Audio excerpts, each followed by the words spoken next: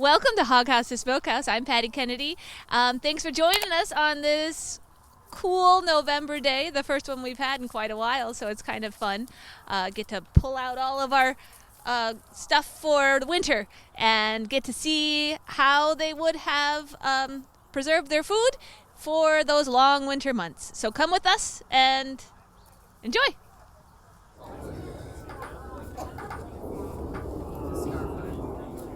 Well, one of the most interesting things here today, I think, is this casing scrapings that we're doing. We have two wonderful people taking the hard job of scraping these casings, and we'll explain a little bit more. Maybe Barb here can start us off. Sure. Casings for sausage, actually sausage is probably one of the oldest convenience foods. Any of the smaller pieces of meat that couldn't be used just in straight cooking or roasting were chopped up and ground up, and then small intestines were used to hold those pieces of meat together, and it was smoked or just eaten as is. Once these are prepared, they're sent to the kitchen, and I'm sure you'll be visiting them later as they make sausage, and you'll see how it's stuffed and make some really delicious meals. Okay, so we have some volunteers here today who are going to be helping us out with making what? Sausage, very good. And we have some wonderful casings here that have already been scraped up and ready to go, and we're waiting for the meat, right? Yes. Yeah. So what's the process? Well, as soon as the meat comes, we want to have a good mixture of lean meat with fat. We're going to grind it up, and then we'll add spices. Let's see, we're going to be adding sage and pepper and cloves and a little bit of salt, and then we will take our casings and put them on the end of our sausage stuffer. Fill this up and stuff our casings, and make our wonderful sausage links. Very cool. Very cool. Are you guys excited? Are you going to eat it when it's all fried up? Yes, we are. Here is where the magic begins, you might say.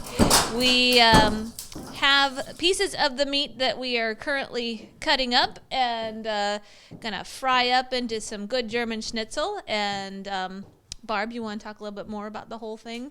What all we're going to do with all this meat?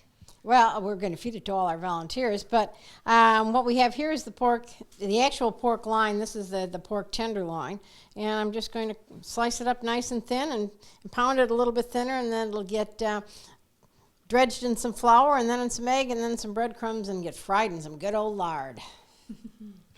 And it is good. This is one of the reasons why you should volunteer, because our volunteers get the things that we produce here on the farm for the public.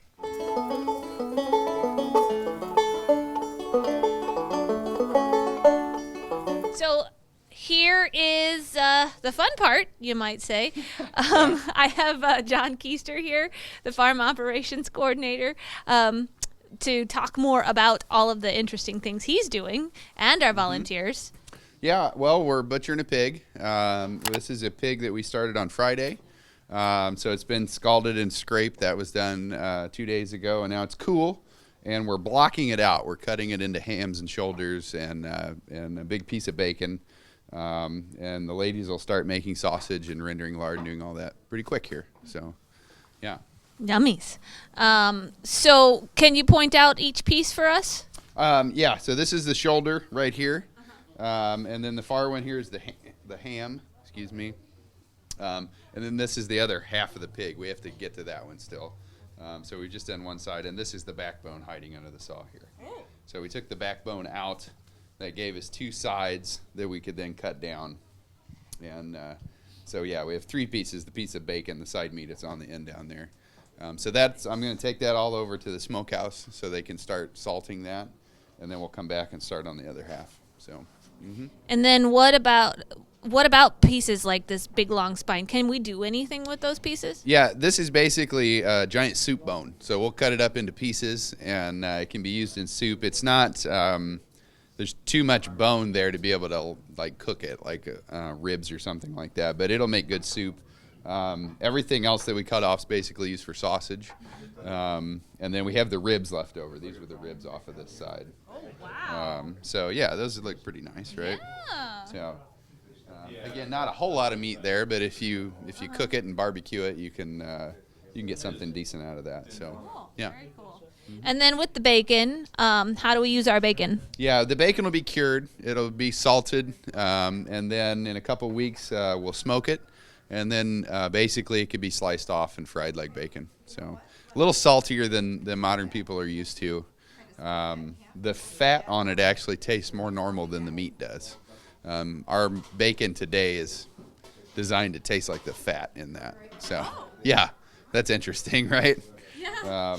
Yeah. Cool. Yeah. And then what is that? Those little pieces hanging out there? Those are the kidneys. Okay.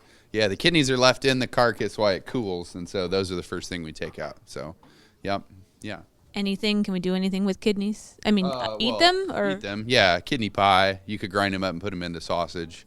Yeah, pretty much. Yeah.